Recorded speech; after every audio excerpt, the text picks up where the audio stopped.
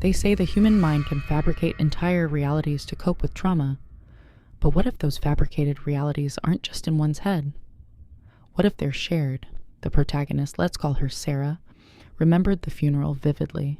The somber faces, the scent of lilies, the hushed eulogies for a man she'd known her whole life. Her uncle, Arthur. But then, a week later, she saw him. Not a ghost, not a hallucination, but Arthur, alive, buying groceries at the corner store. He looked right through her, a stranger. Her world tilted. Was she losing her mind, or had she attended a funeral that never actually happened?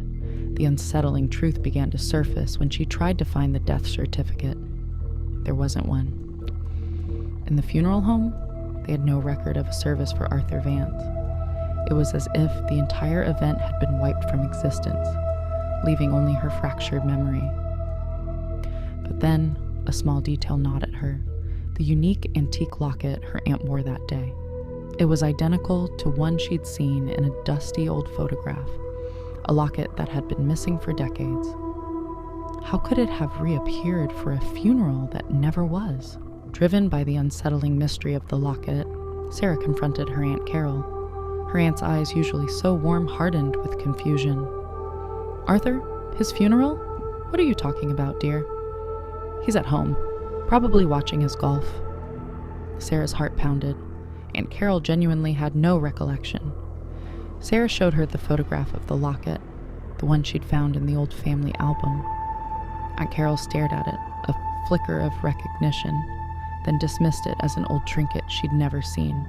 The denial was absolute, chilling. It wasn't just Arthur, it was the entire event, erased from her memory. Sarah called other relatives, friends who were supposedly there. Each conversation was a mirror of the last. Polite confusion, then firm denial. They spoke of Arthur as if he were alive and well, completely oblivious to the funeral Sarah so vividly remembered. Was she the only one? Was this some elaborate prank, or something far more sinister? The world felt like it was unraveling, and the only thread she had was the memory of a funeral that, according to everyone else, simply did not exist. But then, a package arrived, unmarked, inside a single dried lily, identical to those at the funeral, and a small handwritten note. "You're not alone." The anonymous note, coupled with the dried lily, was a chilling validation for Sarah. She wasn't insane. Someone else remembered. This fueled a desperate investigation. She revisited the funeral home, this time demanding to see old records, cross-referencing dates, anything. The manager, a portly man with tired eyes, insisted their digital archives were infallible. No Arthur Vance. Yet, as Sarah was leaving, a faint, almost imperceptible scent of lilies wafted from a dusty, unused storage room. It was the same unique fragrance she remembered from the funeral. She pushed the door open, revealing rows of old caskets and embalming equipment, all covered in thick sheets. In a corner, half hidden beneath a tarp, was a small wooden plaque. It was crudely carved, the name barely legible: Arthur V. It was a small, almost insignificant detail, easily dismissed as a coincidence, but the dates etched below it were undeniably the same as the funeral she remembered. Her heart hammered. This wasn't a fabrication of her mind. This was real. But why was it hidden? And why only his initials? As she reached out to touch the weathered wood, a cold gust of wind swept through the room, extinguishing the single bare bulb hanging overhead, plunging her into absolute darkness. She heard a faint, guttural whisper, too close for comfort, calling her name. The whisper in the dark, the chilling confirmation of the plaque. It solidified Sarah's resolve. She wasn't alone, and this wasn't a delusion. The note had said, "You're not alone." Sarah posted a cryptic message online, referencing the locket and the specific date of the funeral, hoping to find the sender. Within hours, a reply, then another. People from different states, different walks of life, all with the same unsettling memory of Arthur Vance's funeral. They formed a private online group sharing their fragmented recollections. The details were eerily consistent: the same eulogies, the same floral arrangements, even the same awkward silence when the casket was lowered. But the discrepancies were also there, subtle, yet profound. One woman remembered a black cat weaving through the pews, another a sudden, inexplicable chill that permeated the entire chapel. These were details Sarah hadn't noticed, or perhaps had suppressed. It was a shared delusion, yes, but one so intricately woven, so deeply embedded, that it felt more real than reality itself. As they pieced together their collective nightmare, a new horrifying pattern emerged. Every single one of them had experienced a significant, life-altering event immediately after the funeral. And then, one of the group members, a man named David, posted a photo. It was a selfie, taken at the funeral. In the background, partially obscured, was a figure Sarah recognized instantly, her Aunt Carol, but she was wearing the locket, and her eyes in that photo were not confused. They were watching them. David's photo of Aunt Carol, wearing the locket and observing them with an unnerving gaze, sent a jolt of terror through their online group. The polite, confused relative was a facade. She was involved. The collective realization hit them. They weren't just experiencing a shared delusion. They were victims of a meticulously orchestrated psychological manipulation. But why? And who else was involved? They began to scrutinize every detail of their funeral memories, searching for patterns, for the architect of this elaborate lie. One member, a former graphic designer, noticed a subtle, almost subliminal symbol embedded in the floral arrangements at the funeral, a stylized, intertwined serpent and eye. It was present in every one of their recollections, a signature.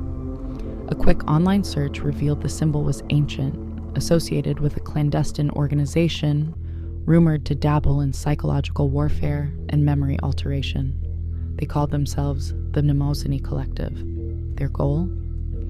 To rewrite personal histories, to control narratives. The implications were horrifying. Their funeral wasn't just a random event, it was a test, a recruitment, or perhaps a warning. As they delved deeper into the collective's rumored activities, they found a chilling connection. Every person in their group had a history of vivid dreams and a susceptibility to suggestion. They were chosen. But then, David, the one who posted the photo, went silent. His last message was a frantic, garbled text. "They know we know. Carol, she's not." David's abrupt silence and fragmented message sent a wave of panic through their group. It was clear. The Mnemosyne Collective was actively monitoring them, and they were retaliating. They redoubled their efforts, frantically trying to archive every piece of information they had. But it was like trying to catch smoke. Photos they'd shared, once clear and undeniable, began to subtly shift. A background detail would be altered, a face blurred, or an entire image would simply vanish from their shared drives. Conversations in their private chat group started to have missing segments, as if words were being surgically removed. Even their own memories, once so vivid, felt like they were under attack. Sarah would find herself questioning details she was certain of just hours before. Was the locket silver or gold? Was the eulogy delivered by a man or a woman? The ground beneath their feet was dissolving. They realized the collective wasn't just manipulating their past, they were actively editing their present. They needed something concrete, something undeniable. One member, a tech expert, managed to recover a corrupted file from David's last known activity. It was a video, brief and distorted, but it showed a glimpse of what he was trying to reveal. As they watched, the video flickered, then froze on a single frame, a familiar face contorted in terror, screaming silently. It was Arthur, and behind him a shadowy figure reaching out. Then, the file corrupted completely, leaving only static. The corrupted video, the silent scream of Arthur, and the shadowy figure confirmed their worst fears. The Mnemosyne Collective wasn't just manipulating memories. They were actively involved in something far more sinister. The tech expert, still reeling from David's disappearance, managed to trace the corrupted video's origin to an abandoned research facility on the outskirts of town, a place rumored to have been used for experimental psychology during the Cold War. It was a long shot, a desperate gamble, but it was the only lead they had. A small group of them, including Sarah, decided to investigate, armed with flashlights and a growing sense of dread. The facility was a decaying labyrinth of dark corridors and echoing rooms, each filled with rusted equipment and a pervasive smell of ozone and decay. They found a central chamber, a circular room with a single uncomfortable chair in the center, surrounded by an array of archaic electrodes and monitors. As they stepped into the room, the heavy steel door slammed shut behind them, plunging them into darkness. A voice, cold and synthesized, filled the room, emanating from hidden speakers. "Welcome, subjects. Your curiosity is commendable, if ill-advised." The voice belonged to Aunt Carol. "You see, the funeral was merely the initiation, a test of susceptibility. And you, my dear, have proven to be exceptionally pliable." A single spotlight flickered on, illuminating the chair, and in it, bound and gagged, was Arthur.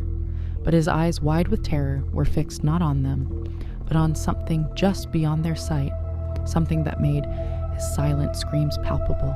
The chilling revelation that Aunt Carol was the voice, the manipulator, and Arthur's terrified gaze fixed on an unseen horror galvanized Sarah and her companions. They weren't just subjects. They were trapped. As Carol's voice continued, detailing the collective's methods of memory implantation and narrative control, the tech expert frantically worked on the control panel, bypassing the security system. The air crackled with tension. Suddenly, with a jolt, the heavy door hissed open. They grabbed Arthur, who was still trembling, and fled into the labyrinthine corridors. Behind them, they heard the whirring of machinery and Carol's enraged shouts. They didn't stop until they burst out into the cold night air, gasping for breath. Arthur, once they removed his gag, could only whisper one name over and over: Mnemosyne. He then revealed the horrifying truth. The funeral wasn't just a test of susceptibility, it was a ritual, a way to bind individuals to the collective, to make them unwitting participants in their grand scheme of rewriting history. The deceased wasn't just Arthur, it was a symbolic death of their former selves, a severing of their true memories. The locket, the lily, the specific date, all were anchors for the implanted memory. But the most terrifying revelation came when Arthur looked at Sarah, his eyes filled with a profound sadness. "They didn't just take your memories of me," he whispered. They replaced them. The real Arthur Vance died years ago. You attended his actual funeral. This is a new memory, a new reality, and they're still watching." Arthur's confession shattered what little grip Sarah had on reality. The man she knew, the funeral she mourned, were constructs. Her entire past felt like a meticulously crafted lie. The Mnemosyne Collective hadn't just altered a single event. They had rewritten the very fabric of her existence. The other survivors from their online group, now scattered and terrified, reported similar experiences. Their childhood memories felt alien, their relationships strained by a pervasive sense of inauthenticity. They were living ghosts, haunting lives that weren't entirely their own. Paranoia became their constant companion. Every familiar face seemed to hold a hidden agenda. Every casual conversation, a coded message. Was her best friend truly her best friend, or a carefully placed operative? Was her home truly her sanctuary, or just another stage in their elaborate play? The world, once solid and predictable, had become a shifting, unreliable illusion. They tried to cling to what they believed was real, but even their most cherished memories felt tainted, suspect. The collective's influence was insidious, seeping into every corner of their minds. One evening, Sarah was talking to her sister, recounting a shared childhood memory, a silly prank they pulled on Arthur. Her sister laughed, but her eyes held a strange, distant quality. "That wasn't Arthur," she corrected, her voice flat. "That was Uncle Robert. Arthur was never really around much, was he?" The memory, so vivid, so real, crumbled in Sarah's mind, replaced by a blank space. And in that blank space, she saw a flicker of the serpent and eye symbol burning bright. The chilling realization that her sister's memory had been altered, or perhaps always was, solidified a terrifying truth for Sarah. The Mnemosiny Collective was everywhere, their influence woven into the very fabric of their lives. They, the survivors, were left with a stark choice. Fight a war they couldn't win against an enemy that could rewrite their minds, or try to disappear, to sever all ties and live in a constant state of paranoid vigilance. The group was divided. Some advocated for a desperate, final confrontation, believing that exposing the collective was the only way to reclaim their identities. Others, broken by the constant psychological assault, simply wanted to vanish, to find a corner of the world untouched by their insidious reach. Sarah found herself leaning towards the latter. The thought of confronting Aunt Carol, of facing the architect of her shattered reality, filled her with a dread that transcended fear. It was a primal terror of losing what little sense of self she had left. But as she packed a small bag, preparing to leave everything behind, her phone buzzed. An unknown number. She hesitated, then answered. A familiar, synthesized voice, cold and calm, spoke. "Running won't save you, dear. The game is far from over. And remember, every memory you cherish, every person you love, they are all ours to command. We'll be in touch. Soon." The synthesized voice, Carol's voice, echoed in Sarah's mind long after the call ended. Every memory you cherish, every person you love, they are all ours to command. The words were a poison, seeping into every corner of her perception. She looked around her apartment, at the photos on the wall, the familiar objects, the comfortable clutter. Were these truly her memories? Was the life she believed she had lived, the relationships she cherished, merely an elaborate tapestry woven by the Mnemosiny Collective, the funeral, the locket, Arthur, her sister's altered memory? They were all threads in this horrifying design. She could run, but where? How could she escape an enemy that resided not in a physical location, but within the very architecture of her mind? The world outside seemed to hum with a new, unsettling energy, a silent conspiracy. Every smile, every glance, every casual interaction now felt laden with a sinister possibility. What if the collective wasn't just manipulating a few individuals, but entire societies? What if history itself was a carefully curated fiction, and they were all just actors in a play they didn't write, speaking lines they didn't choose? As Sarah stared out of the window at the bustling city below, a chilling thought took root. What if your memories aren't your own? What if the most significant events of your life were merely elaborate illusions crafted by an unseen hand, and you're just now beginning to wake up?